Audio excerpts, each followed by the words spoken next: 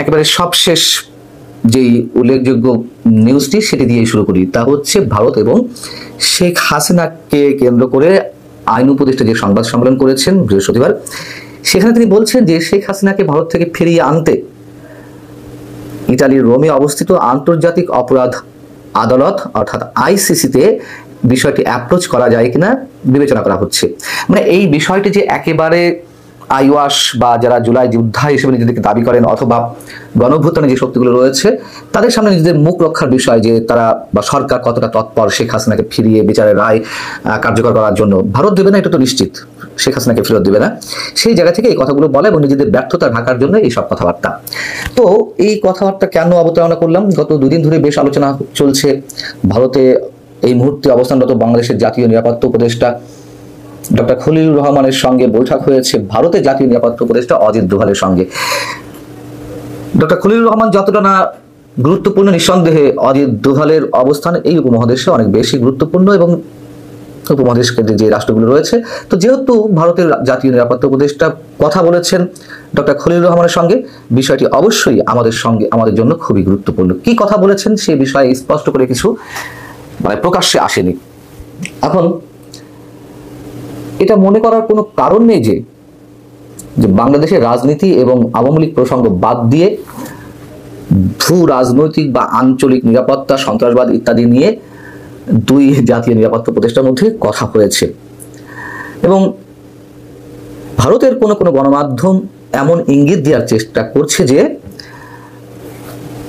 এই বৈঠকের মধ্য দিয়ে ভারত বাংলাদেশের যে সম্পর্ক তলানিতে গিয়ে পৌঁছেছে বা যে বরফ জমাট বেঁধেছে তা গলতে শুরু করেছে।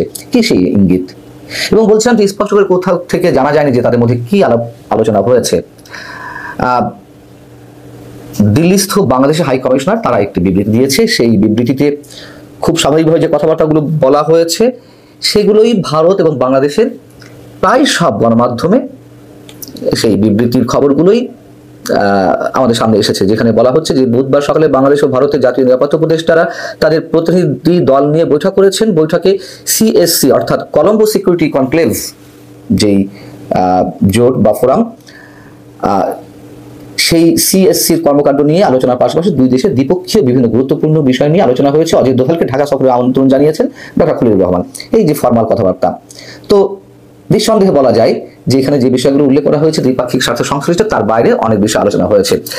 ভারতের অন্যতম গণমাধ্যম দ্য প্রিন্টের মতো ভারতের কোনো কোনো গণমাধ্যম ইঙ্গিত দিয়েছে যে বৈঠকের মধ্য দিয়ে বরফ গলতে শুরু করেছে, যেটি শুরুতেই বলছিলাম। তাহলে ভারত কি এমন প্রস্তাব করলো অথবা বাংলাদেশের পক্ষ থেকে ডক্টর খলিলুর রহমান কি এমন প্রস্তাব করলো যে ভারত মেনে নিয়েছে অথবা ভারতের প্রস্তাব বাংলাদেশ মেনে নিয়েছে যে বরফ গলতে শুরু করেছে?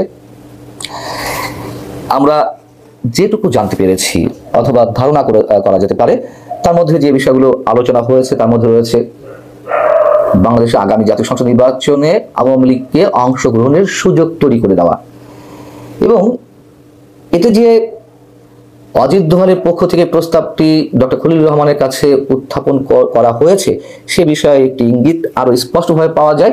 শেখ হাসিনার মৃত্যুদণ্ডের রায় ঘোষণার পরপরই দেশের পররাষ্ট্র মন্ত্রণালয় যে বিবৃতি দিয়েছে সেই বিবৃতির একটি অংশে কথাগুলো ছিল এরকম: একটি ঘনিষ্ঠ প্রতিবেশী হিসেবে ভারত বাংলাদেশের জনগণের সর্বোত্তম স্বার্থে প্রতিশ্রুতিবদ্ধ, যার মধ্যে শান্তি, গণতন্ত্র অন্তর্ভুক্তি এবং স্থিতিশীলতা অন্তর্ভুক্ত। এই উদ্দেশ্যে আমরা সবসময় সকল পক্ষের সঙ্গে গঠনমূলকভাবে সম্পৃক্ত থাকবো। মানে এখানে অংশগ্রহণমূলক শব্দটা এখানে আনা হয়েছে।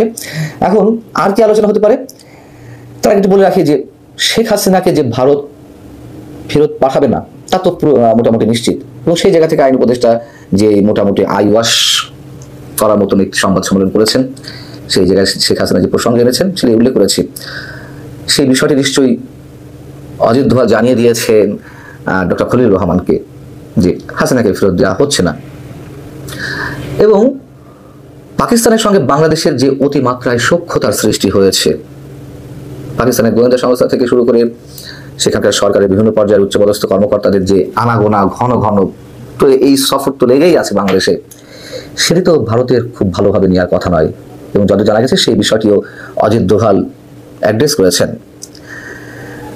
এবং একই সঙ্গে ভারতের প্রতিরক্ষা মন্ত্রী রাজনাথ সিং গত কয়েকদিন আগে তার একটি বক্তব্যে আমাদের প্রধান উপদেষ্টাকে উদ্দেশ্য করে যে ভাষায় কথা বলেছেন, যে শব্দ চয়ন করেছেন, আমরা তাতে আপত্তি জানাতে পারি। তবে বলেছেন তো যে ভারত সম্পর্কে কোনো মন্তব্য করতে হলে বুঝে শুনে যে কোনো মন্তব্য করা উচিত।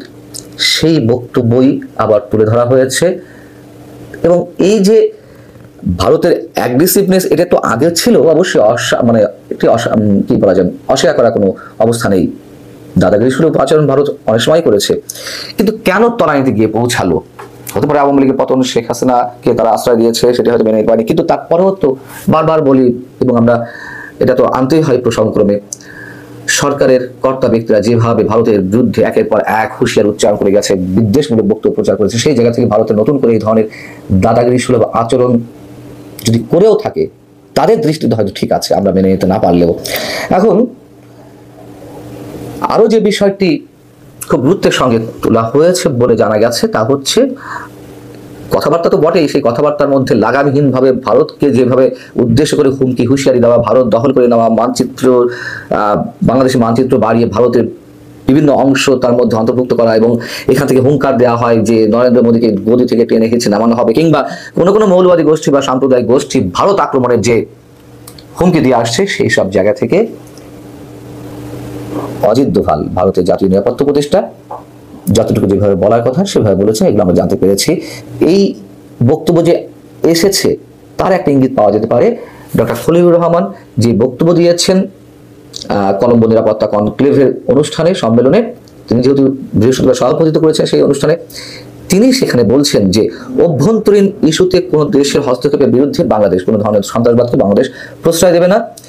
এবং তিনি বলছেন অতীতে বিশ্বব্যাপী সন্ত্রাসবাদ ও উগ্রবাদের কিছু চ্যালেঞ্জ বাংলাদেশও মোকাবিলা করেছে, আমরা যে কোনো পরিস্থিতিতে সকল প্রকার সন্ত্রাসবাদের প্রতি জিরো টলারেন্স নীতি অনুসরণ করি।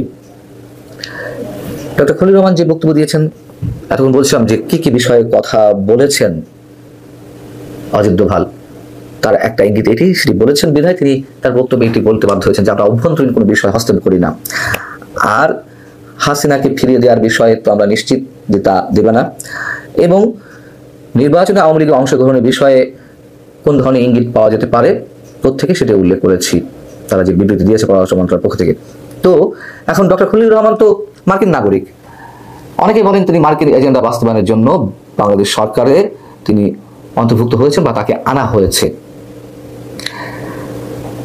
খুব স্বাভাবিক, তিনি মার্কিন নীতির বাইরে যেতে পারবেন না, এবং যতদূর শোনা যাচ্ছে যে ভারতের সঙ্গে আবার যুক্তরাষ্ট্রের অন্য জায়গা থেকে একটি সমীকরণ আমরা দাঁড় করাতে পারি যে তাদের মধ্যে যে একটা সম্পর্কে শিথিলতা দেখা দিয়েছিল সেটি আবার উষ্ণতার দিকে বাড়াচ্ছে। তারপরেও যুক্তরাষ্ট্র তার নীতি বাস্তবায়ন করবেই, এটুকু আমি সবসময় বলে থাকি। শেষ বলতে কিছু নেই আন্তর্জাতিক কিংবা আঞ্চলিক ভূ রাজনীতির ক্ষেত্রে, এবং ভারতে যে তাদের স্বার্থের জন্যই আওয়ামী লীগকে সাপোর্ট দিয়ে যাচ্ছে, আওয়ামী লীগের স্বার্থের জন্য নয়, তাদের স্বার্থের জন্য, এ কথাও অস্বীকার করার কোনো উপায় নেই। তো সবকিছু মিলিয়ে এটুকু বলা যেতে পারে যে এই বৈঠকটি যেভাবেই হোক, যে দৃষ্টিকোণ থেকেই হোক, দুই দেশের দুই জাতীয় নিরাপত্তা উপদেষ্টার মধ্যকার এই বৈঠক অবশ্যই অনেক বেশি গুরুত্বপূর্ণ, এবং বাংলাদেশের যে রাজনীতি অদূর ভবিষ্যতে সেখানে যে কোনো মোড় লাগতে পারে বা মোড় নিতে পারে, এটুকু আমরা বলতে পারি। ভালো থাকুন, আল্লাহ হাফিজ।